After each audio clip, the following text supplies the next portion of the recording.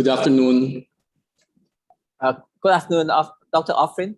Yes. This is Pana in Bangkok. Pana. Sawadika. Yes. Unfortunately, Mr. Shiu has to cancel last minute because of he has some emergency. Okay, no problem. So I hope you will be able to answer some of the questions I have for him. Is there any particular question that you think I should ask that I have not included in the earlier mail? I think it's all there. Okay, good. And let's see how the conversation goes. I'm sure good. It's more of a conversation. There's a lot of things to really ask. Correct. But it's really looking at the most pertinent ones. Yeah. Yes. Okay. Because we are target at the foreign audience rather than people, not the people in India. So I leave that to you. Thank you. Yes. Okay. Good afternoon, Dr. Offrin. Thank you so much for joining in.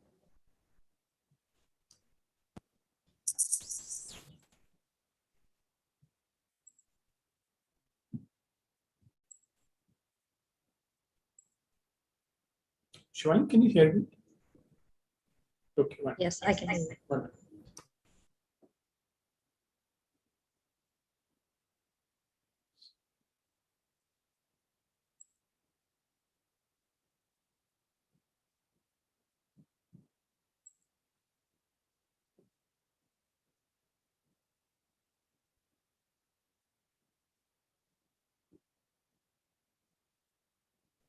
Kunpana, you're in Bangkok or you're traveling?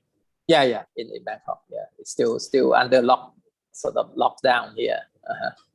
I see. Okay, partial lockdown, but they're opening up now because of the economic issues. I see. How is vaccination going in Thailand? Is it better, improving? Still a bit slow. I think it's maybe rank in Asia would rank maybe out of the 20 countries, maybe rank in the bottom 10.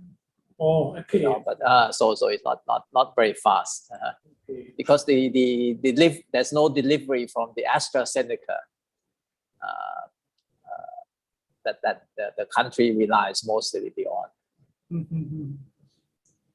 For the tourism industry, it must have been quite tough, right? Like Collapse. Completely collapsed. Right? Yeah, because there's no they basically shut down the borders. Mm-hmm. Similar and mostly in all the countries. All the countries, Only business people. There's a sandbox tourism for Phuket. Mm-hmm. So you could go to Phuket and move around, but you have to stay on the island for 14 days. Mm-hmm. But if you come to Bangkok, you have to stay in the hotel room 14 days, which is quite tiring. I see. Mm-hmm. Mm-hmm.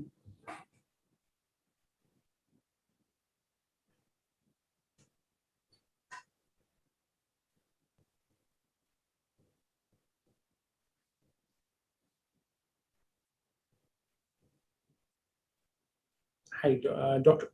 Offrin is also there already, right? Yeah. I think we are all good. Hi. Hello. Good to see you. How are you doing? I'm good.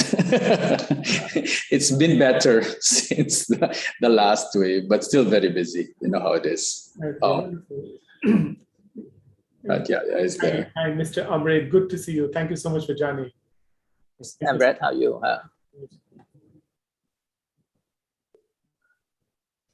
If you want to take a quick minute and just quickly brief and then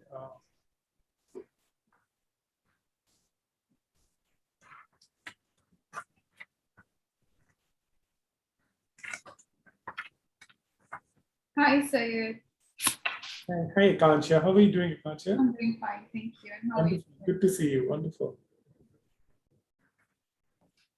Mr. Amrit, Mr. Shiu has to cancel last minute because of there's some emergency. I will have to. We have to rely on you for many of the questions on India. Absolutely, absolutely fine with me. Yes, absolutely. But you are from a state with large population, so it will serve as a good sample. I think as a state, you're probably about the 4th or 5th most populous Asian country. Yeah, we are third population wise, okay. but if you go density of population wise, we are number 1. Oh, I see. Okay, okay, it's a big 120 million. Yeah, and we are almost 9% of that. 128 million. We are 9% of that population. So yeah. Oh, I see. All right, I am starting the webinar and going on to the recording mode as well.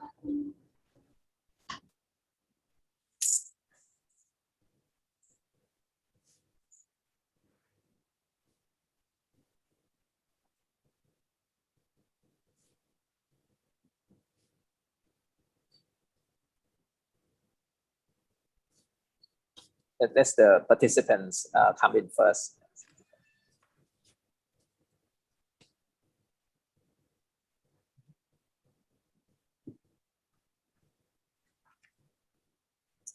Can we start? Fine.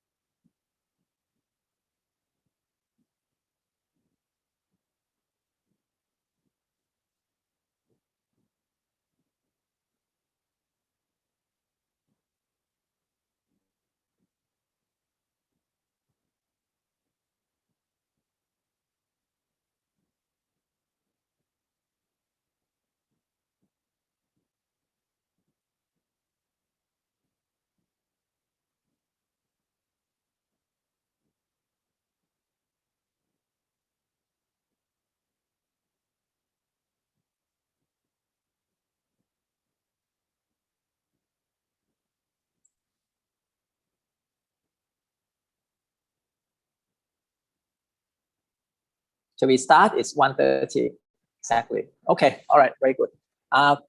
Good afternoon for the audiences around Asia and those. I think we have participants, audience from Africa also. So very, very pleased to that you can participate.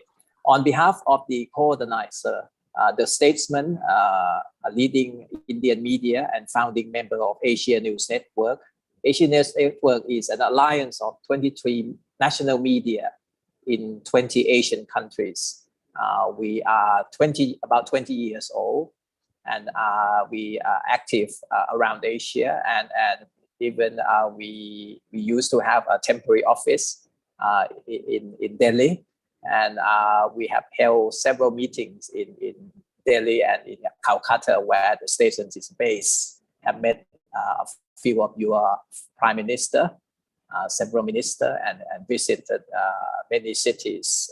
So I'm very pleased that we're back here to look forward to the end of the pandemic, and also thank you for Data Lead, a health analytic multimedia platform based in Delhi that assisted us and co-hosting this webinar.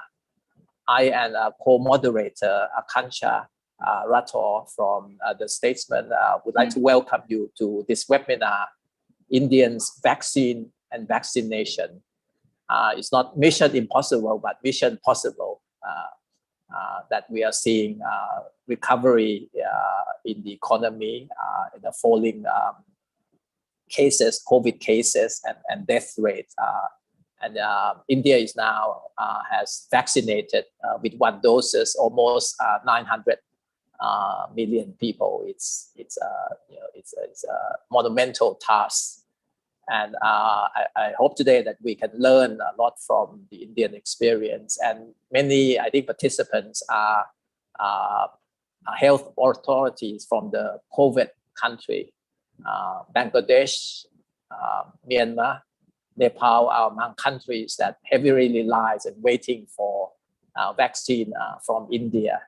And we hope that the export will be lifted soon to help all these countries. We regret that Mr. Vikas Chiu, the additional Secretary of Ministry of Health and Family Welfare, has to abruptly cancel because of emergencies. But our panelists today are very qualified and distinguished, and we'll be able to answer all the questions that all of us has. If you have questions, please post them on the Q&A or raise your hands, and we will come to you as we move along. Maybe I could introduce Mr. Pratyaya Amrit, who is Additional Chief Secretary, Health Department of the Government of Bihar. He has been leading the health system, delivering medical and public health services to 120 million people. It's a large state, and would be the one of the largest Asian country on its own. So I'm sure we can learn a lot from the activities there. And Mr. Amrit is I understand also very innovative both on the technology and in state management. So I'm very pleased to have you here this afternoon. Next, Dr. Radico Offrin, who is the WHO India representative. I understand you are Filipino. Welcome. Okay. And Dr. Offrin comes from with a rich experience of 2 decades of public health, mostly with WHO in Southeast Asia. He has been involved in drafting programs related to emergencies, has been involved in several of the emergency in disaster like the Nargis typhoon in Myanmar, which is a big event, the tsunami and so on. So it's very well qualified and to help us to see the perspective where other countries can learn from the Indian experience. Last but not least is Syed Nasara. He's an award-winning Indian journalist, media entrepreneur, and founder of Data Lead. Data Lead has been tracking health activities for years, even before the COVID. And I think we are pleased that he will be able to analyze and give us the perspective on India compared to other countries and how the society is coping, mentally and in the communication, the state communication, which is important in the management of COVID. May I first start with Mr. Amrit? Perhaps you could sum up some strategic direction that was formulated and has evolved over time, whether it's related Bihar or at the national level. Please, Mr. Amrit. I can give you microphone to you.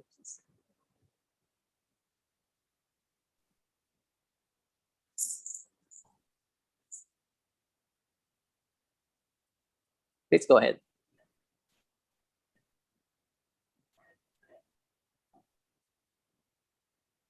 Mr. Amrit, can you hear me? Sorry, I think there is some issue with the audio.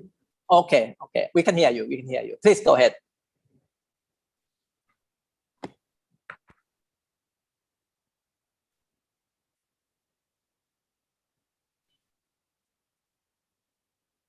Is it working? Yes, absolutely fine. It's Yes. fine now. Okay. Yes. Okay. Please go ahead.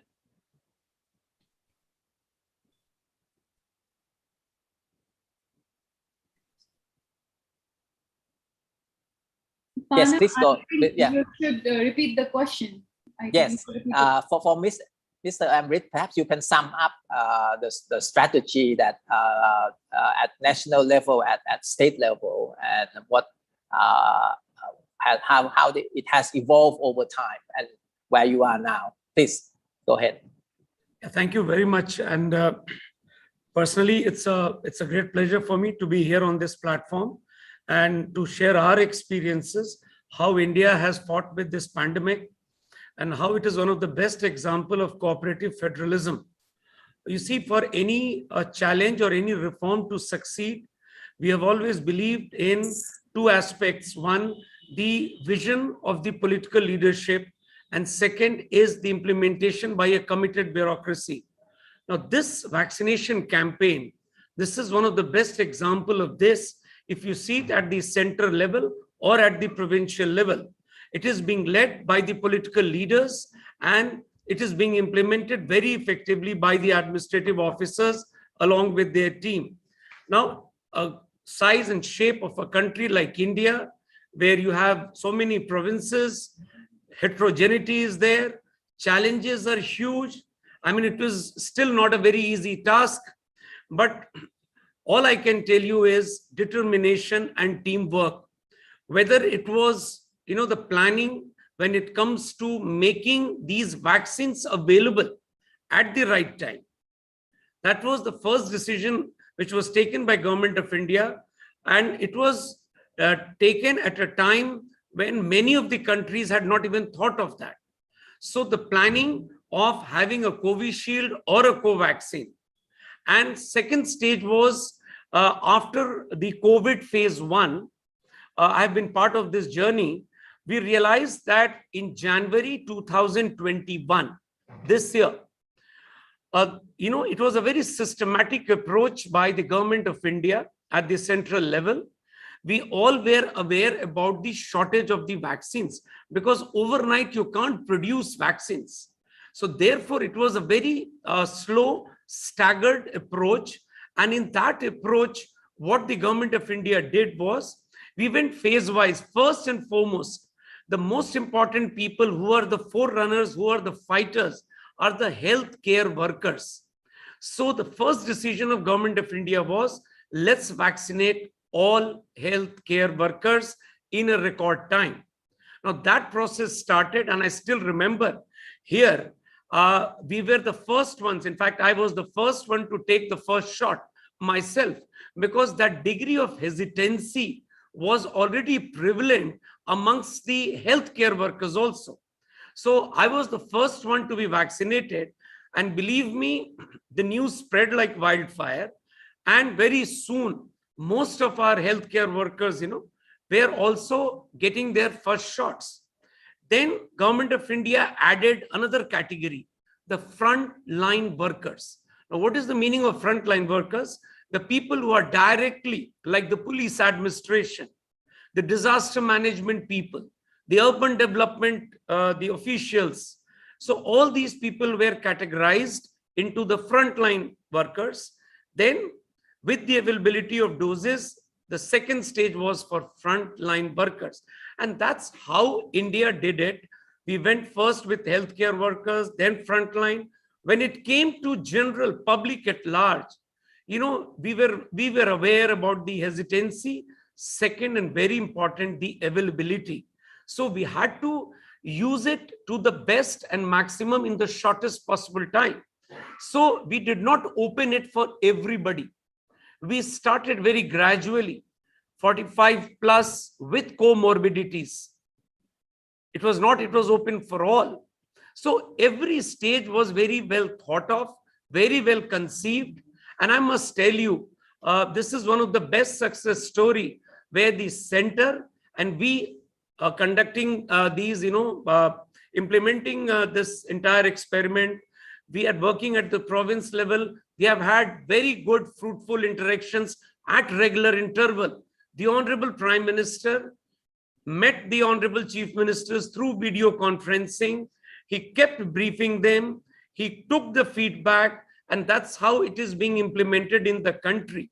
So keeping this in background, when we were hit by COVID second phase, which was, as you would be aware, the variant, the mutated form, the entire country was hit very hard, and so were we.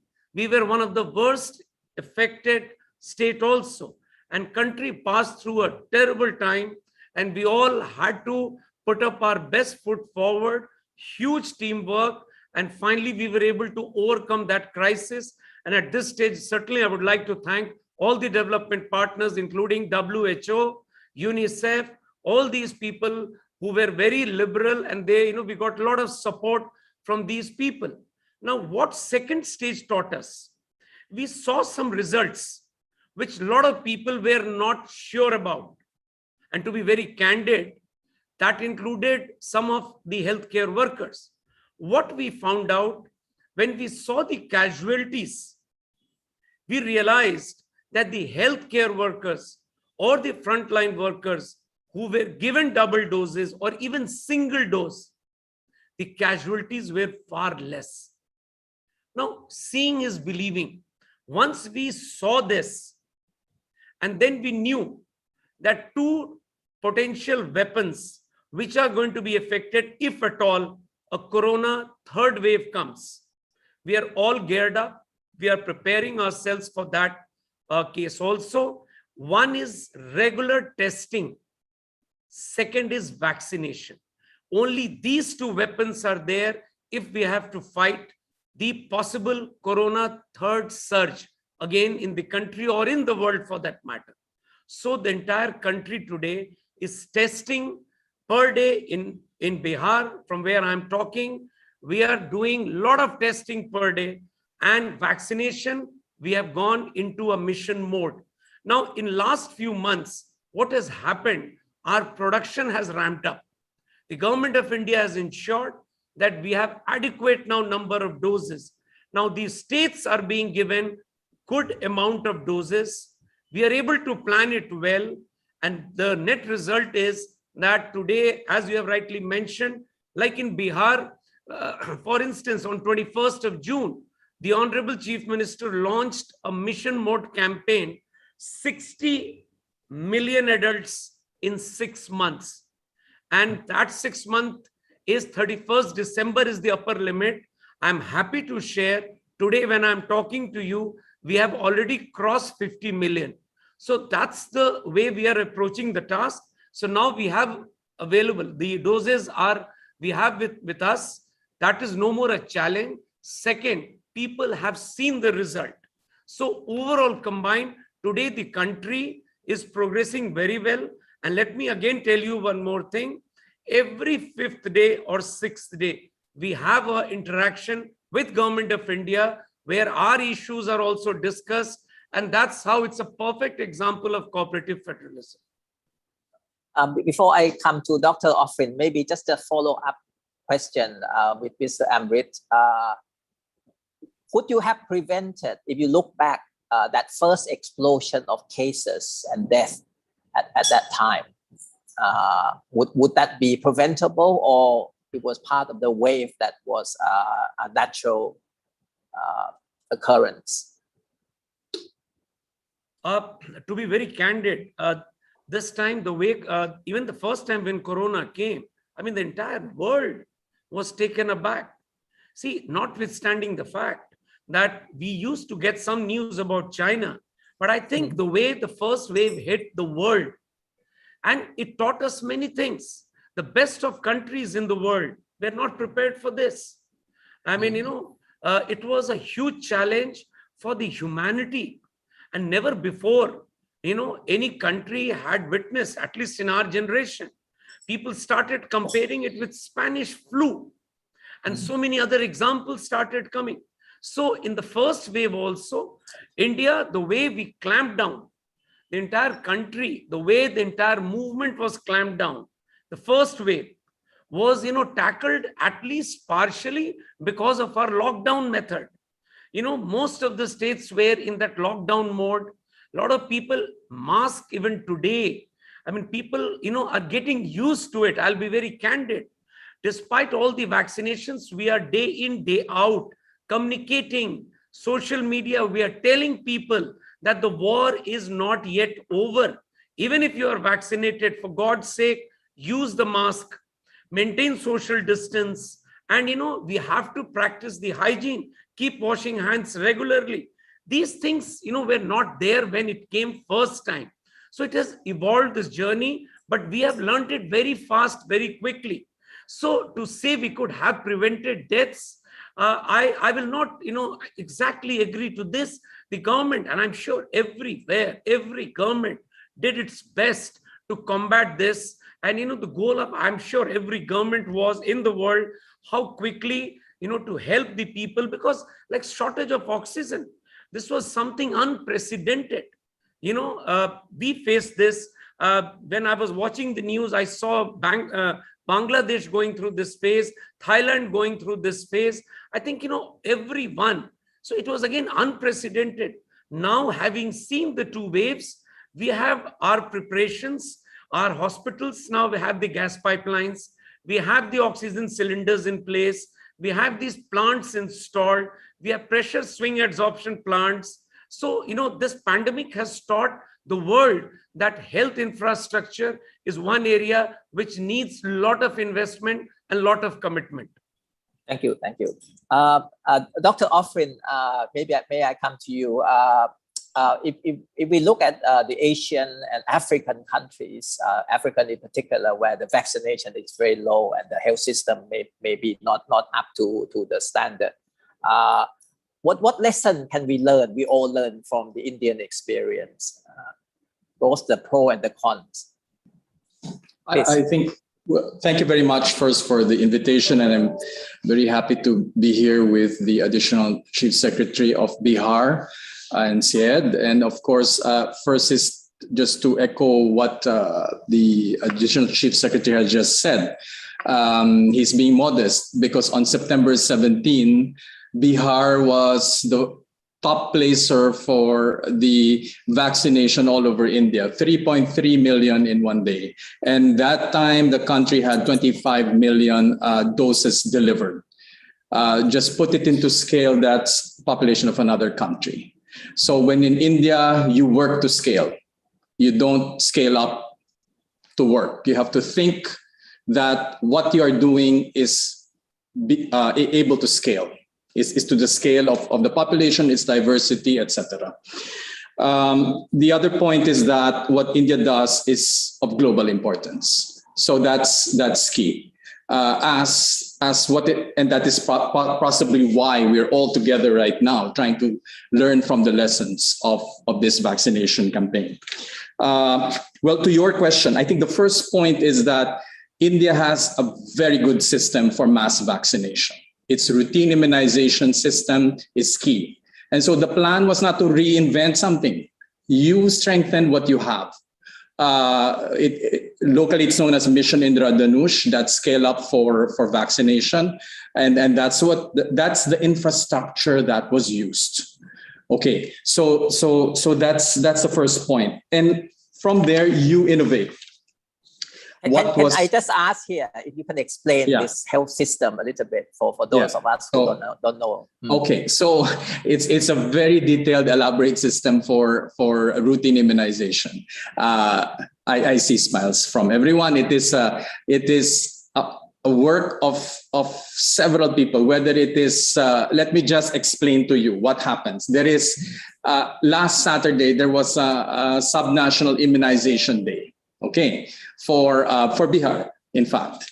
And it's a series of microplans. When we say microplan down to the last house, who will be reached on what day for 5 days to check whether you have, you're lacking a polio dose or whatever dose. Okay, so a plan is set up by district immunization officers for several districts, several blocks. It's down to the block level. So you have state, district, block, and that's how it's spanned out. And every day there is a schedule of what is to be done. Every day that plan is reviewed. What did you miss? Why? Do we have to go back to the next day? To that other house? We were not able to reach a certain house, whether for whatever reason. It was raining, it was flooding. But even if it's monsoon season, rest assured there will be a boat ready. There will be a dedicated health worker that will cross that river. That's the kind of discipline of mass immunization India has. Now, with the it is recorded. You will be amazed at how these plans are recorded, how they are monitored, how they are delivered in terms of reach also. So using that as the base for the vaccination campaign,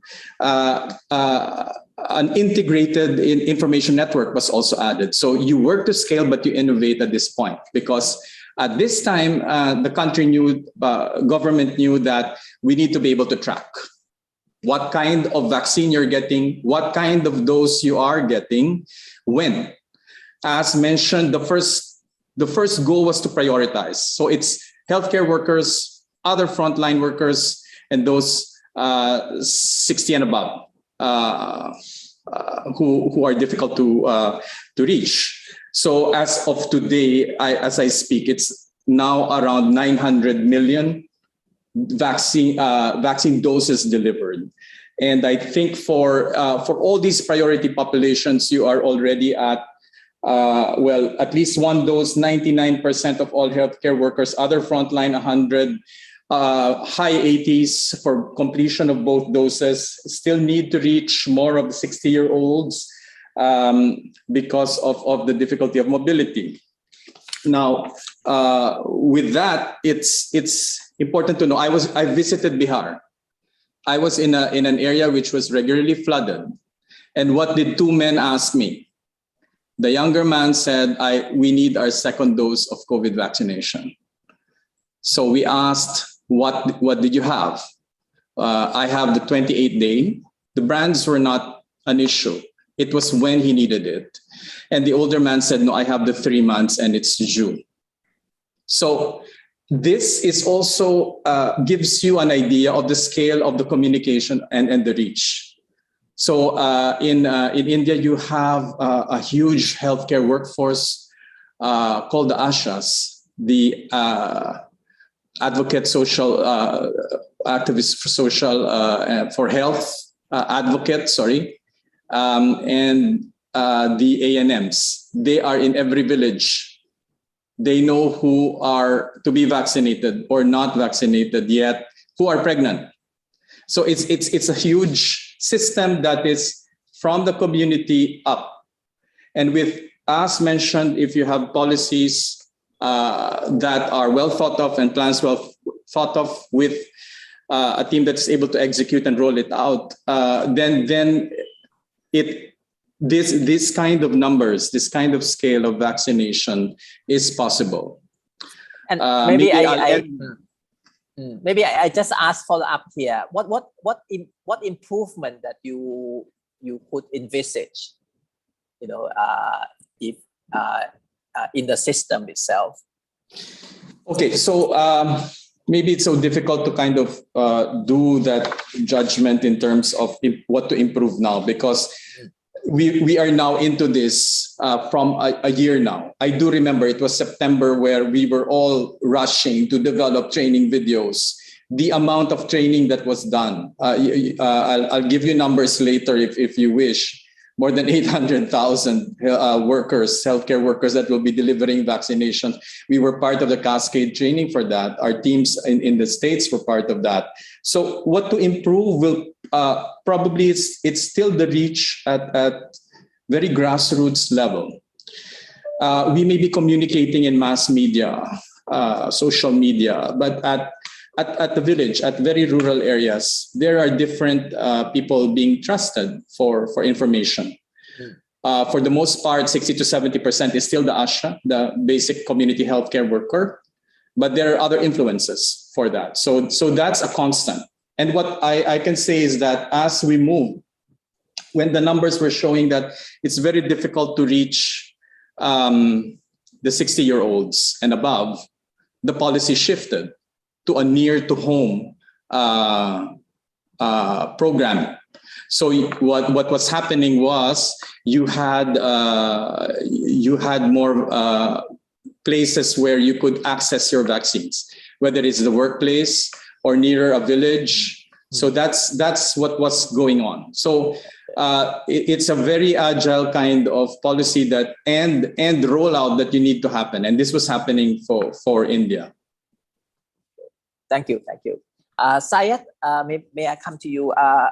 In the level of communication, the effectiveness, because India is not a country that is easily communicatable because of diversities and the size of the country. And what happened to the people who refuse religiously or whatever to vaccine?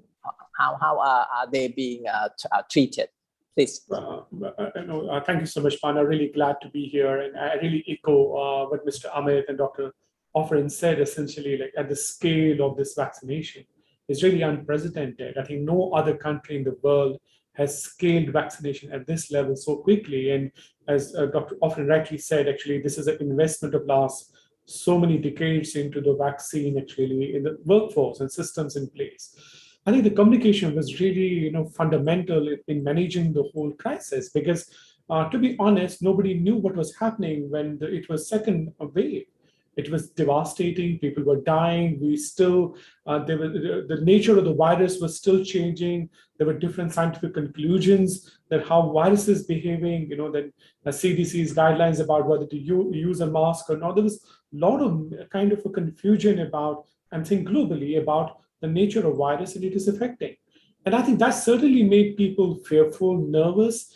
And because we work with a team of doctors globally on a health fact-checking and health literacy project. And actually, we were very clearly able to see that what people were actually typing in Google and what kind of questions they had about the COVID. Can I buy a newspaper? Is it safe to bring a newspaper home? Can I wash my vegetables 3 times a day or 4 times a day? So there was a lot of confusion around that time. And I think that was also one of the reasons that why we really had so much loss because of COVID, because there was a huge misinformation. And that also actually discouraged people to seek treatment. We saw some people actually, unfortunately, committing suicide once they got infected in other parts of the country, like the world. So I think, but then I think immediately after the second devastating, wave, I think everything somehow there was a sense that we need to put a step down and that we need to start working in a way that we effectively control this disease. And luckily for Indian story, because we had 2 major vaccines coming from the country, and there was a confidence that we can supply them quickly. And then somehow down that particular time, I'm saying after immediately after the second wave, the communication was very from top down that let's go and vaccine as many people as possible. And 45, as Mr. Amrit was saying, there was a limit of having plus 45 people, then those who have different conditions and all. And then eventually then taking a final decision, let's vaccine all about 18 by the end of this year. I think we're still, and as Dr. Offrin said, we're still out there vaccinating millions of people actually almost now every day. And we still have a huge road ahead. And if we look at numbers, I think almost 70% of eligible population is vaccinated with the first dose, which is a huge number. But I think we still have both doses are still as a long way for us to do it by the end of this year or early next year. So I think the communication played a fundamental role. And I think our challenge still remains fighting misinformation, rumors, unscientific claims about the nature of virus and about the vaccine itself, because we saw also rumors, for example, that the pregnant woman can't take vaccines. There were a lot of social media content about it. There was a content that if you take a vaccine, it will cause infertility among you, and people were not going for it. And there were videos local, in some communities, there were local people talking about it. No, don't go for it. You may die, you may get heart attack and all. So I think globally, WHO took an amazing initiative in terms of infodemic management. They started a course in the middle of pandemic, 2 cohorts already done, and they've announced the 3rd cohort in which they're training healthcare workers how to fact check misinformation in real time. I think communication is still in the process in the next couple of months, really has to be clear, because most of misinformation circulates when there's no communication. So that's why the WHO, UNICEF, the state governments, and the center, there's a lot of focus in terms of making information available to people so that they take informed decisions. Thank you. Thank you. Mr. Amrit, may I come to you, back to you. Just before that, can I ask the audience if they have questions, please post them on the Q&A and we will post the question to the speakers a little bit later. Mr. Amrit, India politics and India bureaucrats are not well known for their efficiency. But what brings this together that you mentioned that brought the two together to the maximum? Is it because of the level of the crisis? And can this be emulated on other things, or it's a one issue things that brought you both together? Like, I had stated earlier also, in any country, any province for that matter, my own experience of having worked almost 30 years in the service is if you have a political leadership with vision and a bureaucracy to implement it, there is no reason why the reforms will not succeed. A pandemic is one example. We have several examples. Look at, electricity, providing electricity to each and every household. This was achieved in 2 years' time in this country. And every state participated along with the center. So, it's a very generalized statement. And yes, challenges are there in this country. But, it's a great teamwork. And notwithstanding this crisis, which is still looming large, we are all prepared for the third wave. And but as has been mentioned by Dr. Offrin, and that we have been utilizing the rich experience of our polio vaccination team. In Africa, I believe this is going on, the polio campaign. So they can take a leaf out of this. And, this really prepared us, because I remember 8th of March, I wanted to experiment how much we can do in a single day.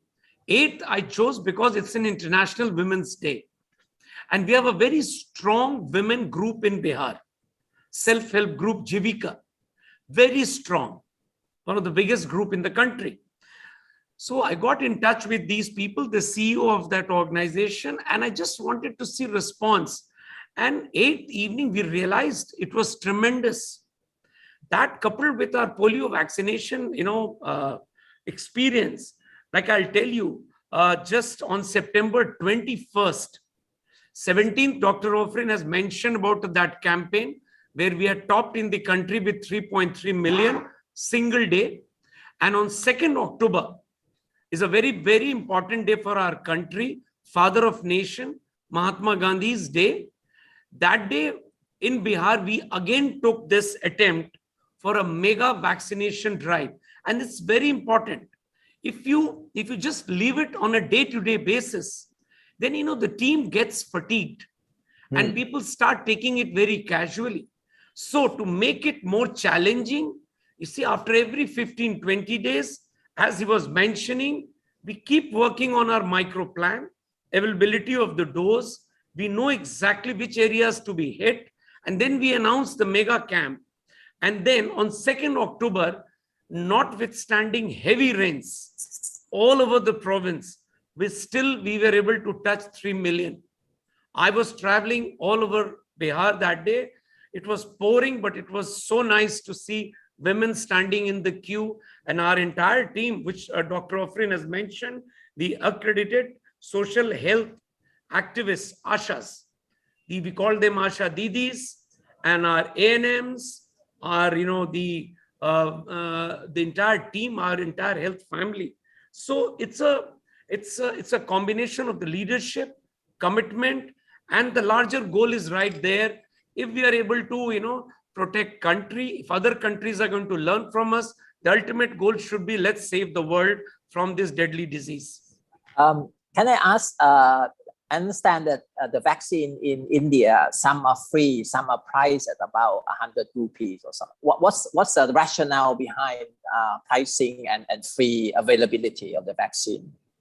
You see, It is by and large, when it comes to government, it's free. Like in our province, it's completely free. Okay. Now, why some pricing has been done? It is just to encourage these private hospitals. See, to have this public-private partnership in this model. Therefore, a lot of people who can afford. See, I was telling you from the beginning, the question was demand and supply. So it was planned beautifully. People who can afford, people who can go to any hospital. So certain percentage, it's not all. It's certain percentage which was earmarked for the private hospitals, and a capping was also done. It was not that you could charge any amount. A capping was done. So people who could afford, they can still go today and get their shots. But government, because India primarily, as you would be knowing, it's a welfare state, and primarily our population is rural based. So keeping that in mind, all the government facilities across country is administered free of cost. And it has worked very well, because you see, in Bihar, for instance, I'll cite one example. When COVID second phase hit us, in our part, it was primarily urban areas which were hit very badly. Rural areas, whether it was first phase or second phase, it was not hit so badly. But urban areas was devastating. So our population, almost 85% population is in rural area. 15% is only in urban area. But that triggered this entire, crisis. So what we did, when we had less doses, first phase of our vaccination in Bihar, we planned we will attack only the urban pockets. And that's how we achieved 100% vaccination in urban areas. Now, that sent two signals. Urban areas are magnet. People from rural areas, they keep, thronging these cities, the places, whether it's employment and other things. So they started getting the message that everybody is getting vaccinated and there is no crisis. As rightly mentioned by Syed Nasara, he rightly mentioned all kind of things on social media against vaccines. So all combined, strategy worked beautifully. Okay, thank you. Dr. Offrin, is India ready to lift the ban on export so that the COVID country can receive their doses? How long are we have to wait until such time? I am not, that's not something I decide on or will be able to speak to you about, but considering how things are moving, maybe we'll see some development in that area. And maybe to connect on that question is that there is so much coordination between the Department of Science Technology, the DBT, Biotechnology, the manufacturers, the Ministry of Health and Family Welfare. That is a very coordinated discussion that has been happening. It's and that's what you see in India. India is the pharmacy of the world. 70% of all vaccines, whatever disease, is produced here. So there is that capability. It's not a capacity, it's a capability that's installed to the country and its health system. So when these questions are asked, that is the thinking. It's an ecosystem of research to product. And that was very well coordinated in this vaccination campaign. Two, I think it's very, very important to point out that there is also the connection of the technical experts. The National Technical Advisory Group for Immunization advises regularly the National Expert Group for Vaccination, which sets out policies for national and state level to roll out. So these questions are come to this group. It's a fairly complex issue to say when you will not be able to lift the ban on exports, but it's a space to watch out for because the country is really pushing very well in terms of vaccinating everyone. But to point out again that it's not yet over, so still it's test, trace, treat. You test to pick up. There is early warning that's set up right now in many states so that if there is a cluster of cases that pop up, you're able to manage it right away.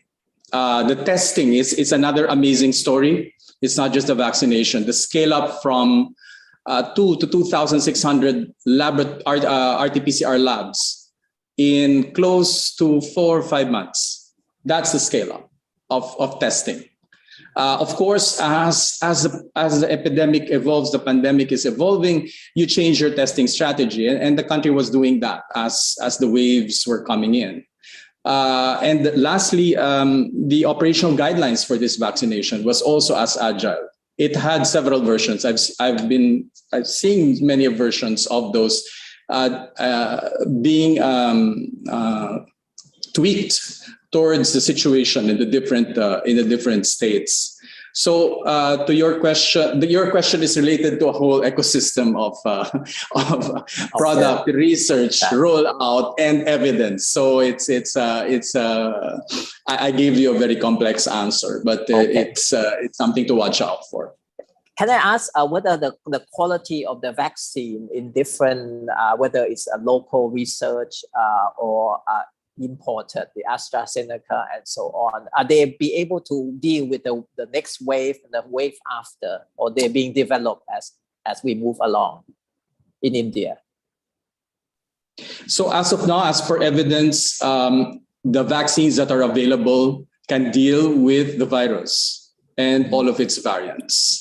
Okay. As the Alpha variant is in 193 countries, Delta is in 186, both of which we know that are more susceptible. So even with that, even if we had the vaccine, the key thing is still to be able to prevent the third wave. This is where I'm coming from. We can prepare for it, but you can prevent the third wave as well. And it's really messaging. It's really bringing people to the response. It's not always in the hands of government, of experts, of virologists, or manufacturers of vaccines. It's with people. So if it's 3 Ws, it's to wear your mask, wash your hands, and watch your distance. Can you imagine how much you'll be able to prevent for this? And of course, ventilation, and in that background, vaccinate, vaccinate, vaccinate. That's how to increase the immunity of the community, so to speak. So I think that's where this really is headed towards. That's where the evidence is. These are being reviewed in terms of the studies that are being submitted to the global body of knowledge, whether it's in different journals, and that's also what our organization globally does. Thank you. Syed, can I ask something on the economy? It's India is now adapting. Like you must live with the COVID, and how's the economy moving and unlocked in different states? Are there equality nationally, or they move as they experience individual states? No, I think it has been disastrous for the economy, for global economy for that matter. I think every segment of industry has suffered badly. You can just imagine there have been thousands and thousands of companies which were shut down, millions have lost jobs. We have seen the young workers leaving, migrating back to their homes. And we have seen educational institutes really badly affected, still closed after almost 2 years. We have seen tourism industry badly suffered actually. So I think there's a global story. But I think because India's GDP was doing exceptionally well before the COVID hit actually, so it was an extremely bad timing for the overall economy. But what we have seen in the last, since the vaccination rate is improving, more people are getting vaccinated. I think in most of cities now, including in Delhi where I'm based, so markets are open, people are going to jobs. There are no restrictions, metros are on, airports are running. So I think that a lot of market is slowly reviving back. And I think the last final decision perhaps is about the schools getting reopened, and there have been states which are trying to implement a phased manner, a plan in which they will allow schools to come back and kids to come back to schools. And we are seeing the transportation industry is somehow back to normal kind of thing. But I think given the that's the Indian story to a larger global economy fora, is that given the demand inside the country for everything, so the recovery looks quite possible, and quite, if things improve in next 5-6 months and vaccination, we go like right now we are like almost 70% adults are vaccinated with one dose, and we have almost 18% of population which has been completely vaccinated with 2 doses. So if this rate increases by the end of this year, that will also increase the confidence of people of going around traveling, because it certainly makes a huge difference. Like in our office, for example, we all are coming office now, and all of our staff is fully vaccinated. So, and we take our precautions. We wear masks when we come here. We take social, distance and all. But the work has not really suffered that way. The work has somehow reconnected, and we have been able to do our bit of work. So I think for Indian economy, the actually huge thing will be when we are really improving the, it's a proportional. So the more vaccinated people, the more vaccinated people are available for our work. So, and given the demand which is in the country, there is a strong, possibility. I think that's also the assessment of the World Bank. The economy will recover as soon as we hit more numbers in terms of vaccination. But overall, if you ask me, it has been extremely, extremely bad for Indian growth story. We really have come down from the projections where we were 2 years before. Yes, thank you. We have lots of questions from the audience. Maybe I can go to Akasha to answer. Yeah. Question is for Mr. Nazakat. I'll go ahead with him. In April and May, when India was in terrible grip of the second wave, Anthony Fauci said India opened up too soon. Is that valid today too? Someone has asked from the audience. No, I think Mr. Amrit will be a better person to ask that, like given that experience. But I think there was a lot of learning. I think there's no doubt about it. There was a lot of learning about how we dealt with the virus. I think to be honest, like it was like the virus also changed, its nature, and we have even today we really do not know about the third wave. And we're quite surprised looking at the situation in Kerala, that we thought like Kerala was exceptionally doing well, but then it's really hit quite badly, and which is like to us quite surprising again. So I think it's a lot of learning for sure. There were bad decisions as well. So nobody would say there were no bad decisions. There were bad decisions. Maybe timing was wrong somehow at some places. But I think I will leave it to Mr. Amrit to kind of do a better answer. Yes, Mr. Amrit, please. I would just like to say a few things here. See, any decision which we take, it has its pros and cons. We must understand one thing: all the unlocking, every state, had a committee, and every decision was a well thought of one. You see, we must understand the stage has come where on the one hand, we are stepping up our vaccination and we are stepping up our testing, and the basic infrastructure gradually is falling in place. Then we must, start believing one thing, that life must go on. We must learn to live with Corona. You can't have children not attending schools for 1 year. You can't have your entire economy in shambles. It's a risk, I do admit, but we have to. After all, life must move on. Individually, the number of cases, of depression, traumatic experiences, economy, children, overall. And then that's how we took the decision of unlocking. I remember the first unlocking in Bihar we did in the month of June. Once we saw our active cases coming down to 800, 700, 400, we were also changing our policies. And the last one we have done is the mother of all festival in this part of the world. And in India, of course, is the Dashera. But for Bihar is Chhat, where we not only worship the rising sun, but we also worship the setting sun. And all over the world, people from this part of the country, wherever they are, they believe in this. It's a very, very big festival. Now, coming to the festival, we have what we have allowed is the festival, the entire thing, the setup is going to be there. But all the organizers have to give a certificate to the effect that they have taken both the doses. Our vaccination teams are going to be right there at the entrance gate. Testing team is also going to be there.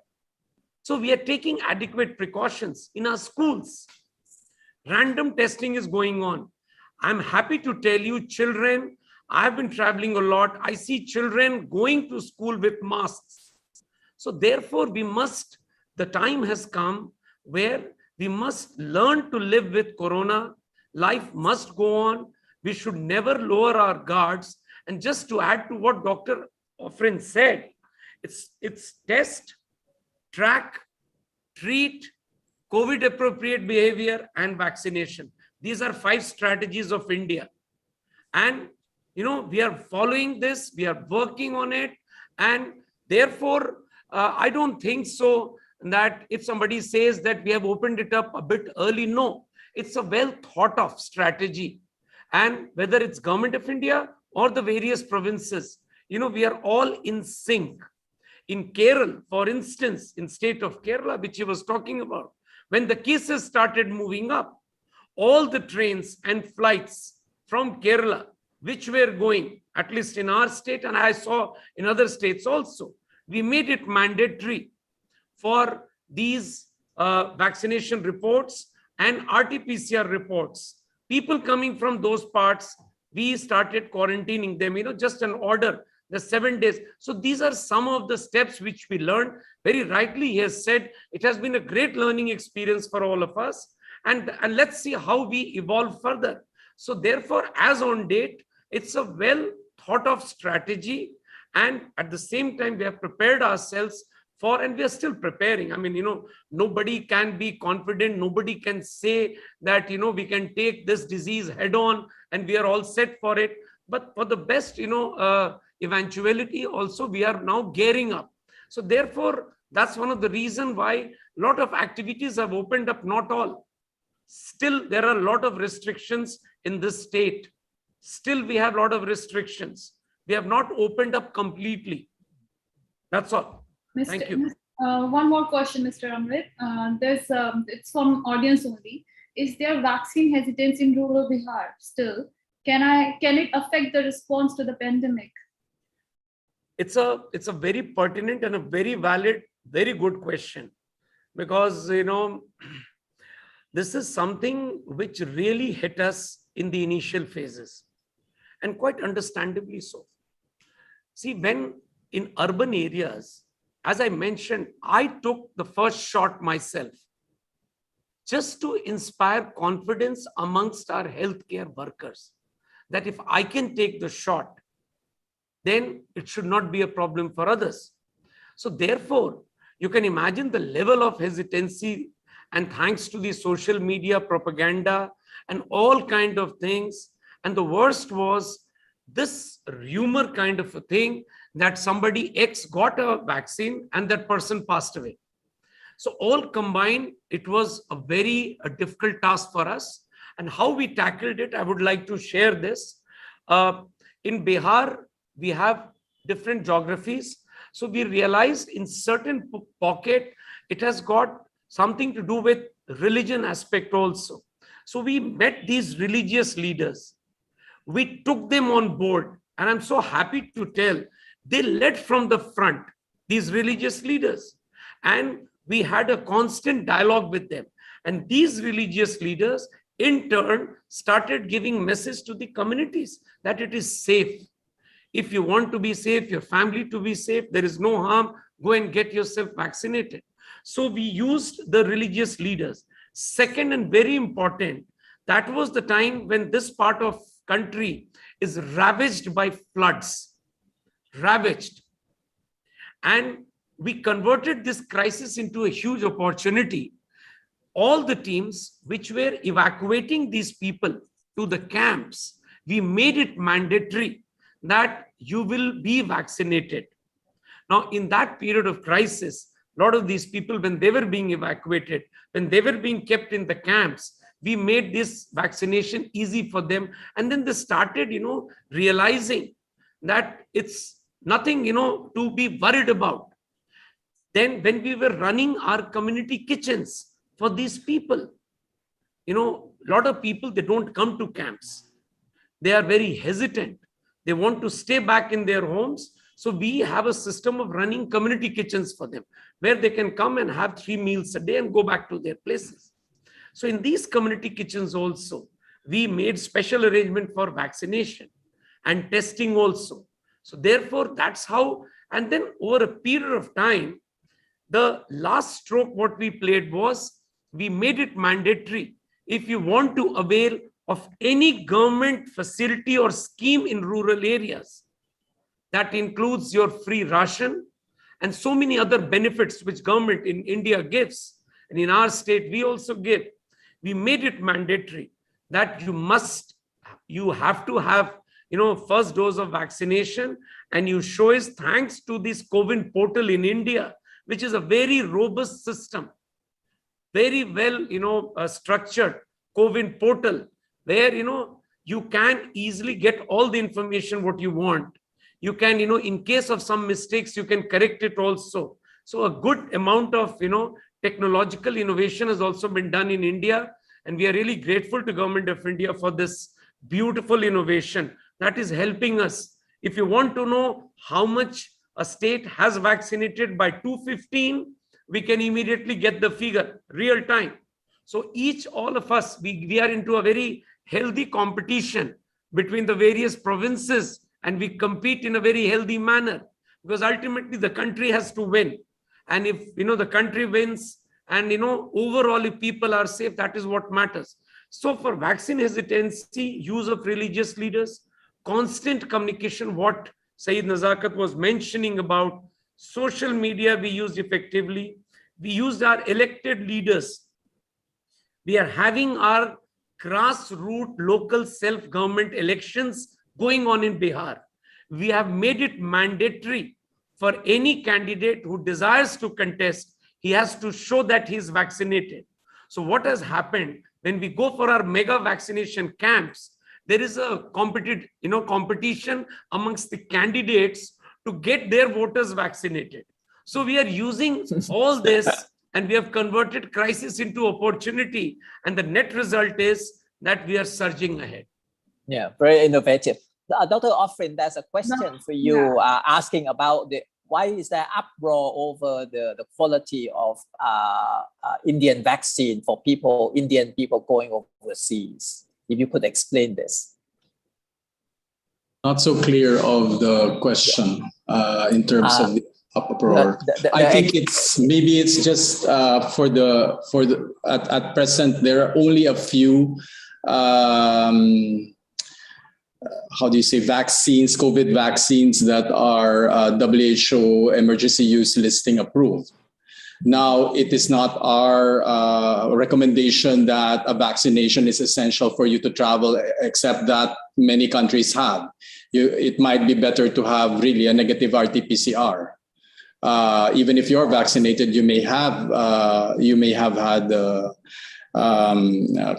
carry the virus, as we all know, or even at least might be sick from it. So maybe that's where this question is coming from. The Covishield is AstraZeneca, and that's already WHO EUL approved. It's the other vaccine that's not. Yeah. Okay. All right. Okay. Dr. Offrin, my question is it a good idea for India to resume vaccine export? Would you say the country is out of the woods? Someone has asked. Yeah.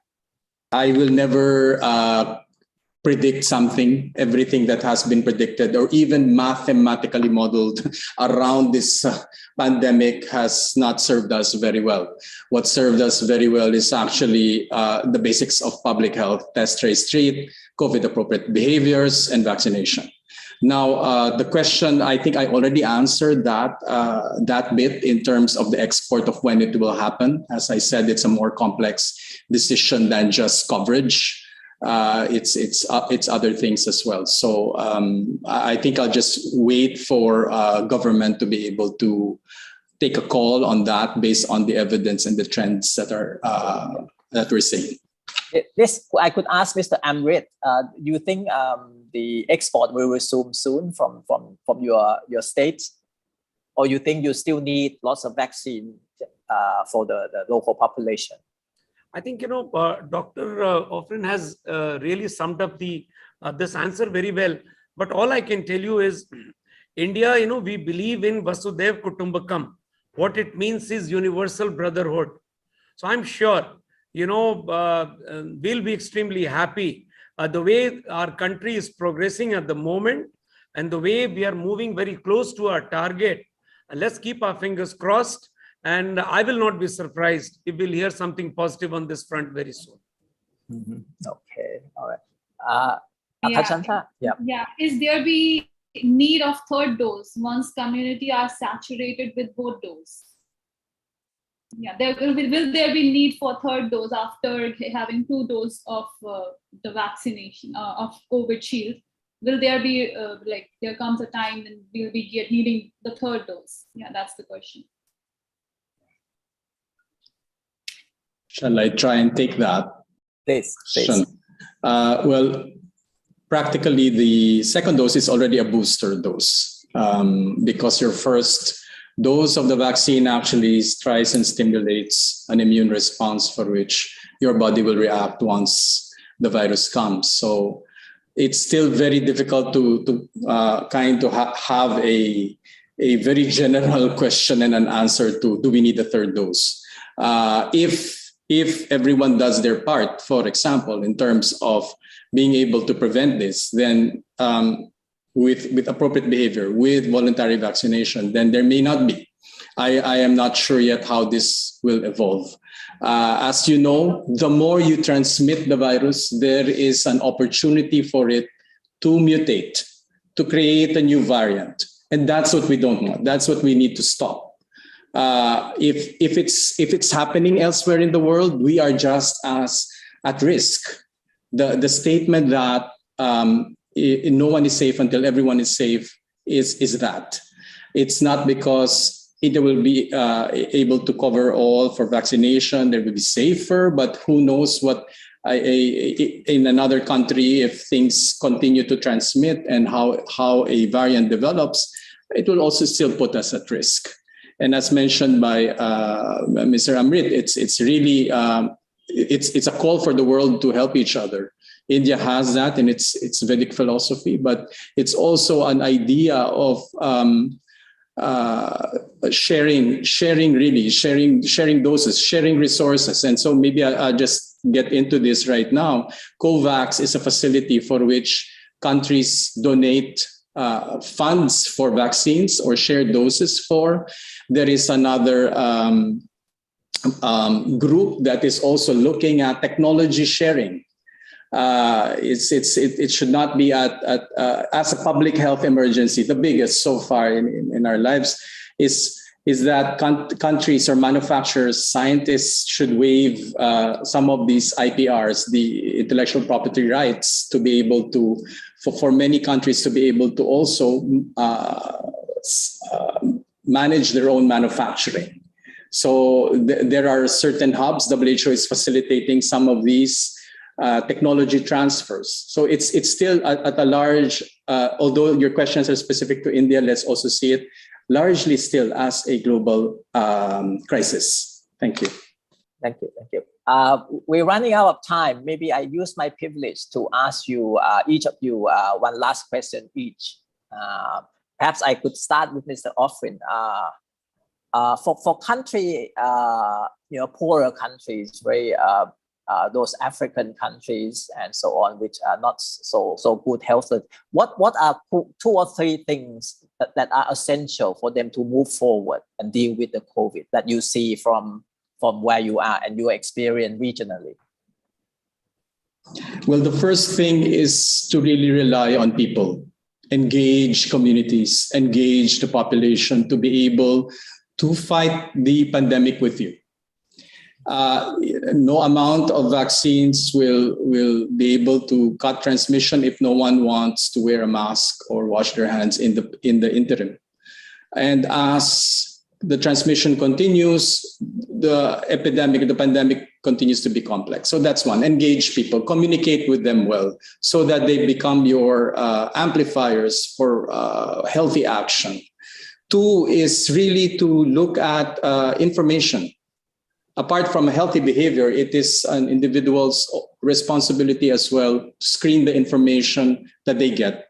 there is so much that goes around your WhatsApp, your Facebook, even just a group of friends telling you that, no, I'm not taking that because of some other belief that what the vaccine may give you, or what a possible drug can cure COVID, for example. So make sure that you're also responsible. It's really looking at people. Don't forget that with public health is the public. It's not really resources for everything to be given. Of course, at the end of the day, it's really a system in which you're able to vaccinate. I think that's as per our topic. With those three, you'll be able to have an environment that you can vaccinate, and do this fast. So it's a system, and think of it as not how do you say, a new input, a new investment. Think of it as an investment that will have a legacy for future diseases, that are vaccine preventable. So everything is towards the response of countries should be, as what we're seeing here in India, is towards a more resilient system, a more prepared system. So it's a prepared ecosystem from development of a vaccine to rollout, testing, etc., and manufacturing. It's from research and development to product, from setting up systems for rumor monitoring and delivering the right message. Who are the right channels everywhere? It's different everywhere. So it's really creating now a system that makes you prepared as you respond. What will this be 5-10 years from now for the next disease? And as I always say, a prepared India is a prepared world. See, everyone is looking at India because of its successes in vaccination. And for any future event, that will be the same. Thank you. Syed, technology plays an important role in this crisis. What technology impressed you most that you scanned through? I will certainly say it's so fundamental to pay more attention to health data actually, and collect it timely, use it for better understanding and interventions. Because what we also learn actually over the years, we lose a lot of data in the practice actually, and then sometimes we really feel lost how to intervene. So I think particularly with this whole exercise, for example, COVID and another platform where we have the data, it's a remarkable insight actually. What is happening? How many people are getting vaccinated? Why are less women getting vaccinated than men, for example? And which are the hotspots and all. So I think data will play a fundamental role in public health, and it has been always a backbone. But I think given the way the technologies can help us with machine learning and predicting a lot of things for the future. So I think this whole investment into technology, particularly in the current phase, like I was reading a news article yesterday in one of Indian states, we're using drones to for a delivery of vaccines. So there's a lot of innovation. But I will also come back to one point which Dr. Offrin said, which is very close to my heart, and I've spent a lot of time on that, is actually health literacy. I think a lot of things can be improved if we improve the health literacy in our communities.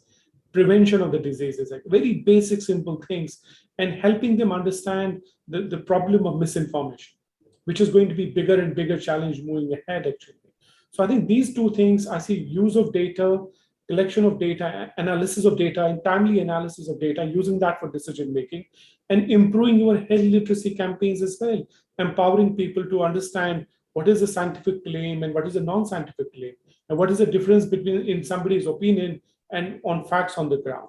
I think if we pay attention to these two things, it will certainly empower community. And this is a global phenomenon. I don't think it's like limited to India. I think it's same everywhere. If we improve health communication, health literacy, usage of data, that will fundamentally empower us. Okay, Ms. Amrit, last but not least, a question from you. After all this, what lesson you think that Bihar itself with 120 million population can learn and then become a more thriving, less poorer, a more richer state of India? What do you think it would be the factor that you learn from all this and then to move forward? First and foremost would be, the public health investment. this must increase substantially. And that's what we are basically working on right now. And one of the recommendations of Niti Aayog, this is an advisory body for this country, tells that 8% of the total budget, which every state government has, should, our health budget should not be less than 8% of that. So that's first thing. Second is the time has come, we are going for into a national digital health mission mode now. Now it is more of digitization. See, challenges like shortage of resources, whether it comes to doctor, paramedics, and other things, those challenges are there. We have to address that. But at the same time, to overcome these challenges, instruments like telemedicine, the way we are using it now in this state, we started telemedicine on 21st February this year in the state. And we are getting very good response. And very soon we'll have these specialist doctors also on that panel. So it has to be a mix of public health investment, which means the basic infrastructures, which must be in place, the human resources, technology has to play a very big role now. You see, smartphones, 90% people in this part of the world, they have smartphones. And the way they respond, most of these DBTs are happening in India thanks to the smartphones. So what I see is in Bihar, we'll not have to, go gradually, but we'll have to leapfrog if we want to be in that same level as some most developed states like Kerala and, Maharashtra and other states. So what we are now planning is something which we can leapfrog with. And that's what the policy we are presently working on. Thank you very much. On behalf of the organizer, the Statesman, Asia News Network, and Data Leads, I would like to thank all the speakers in sharing your experience, your analysis, your vision. I think we learned a lot today.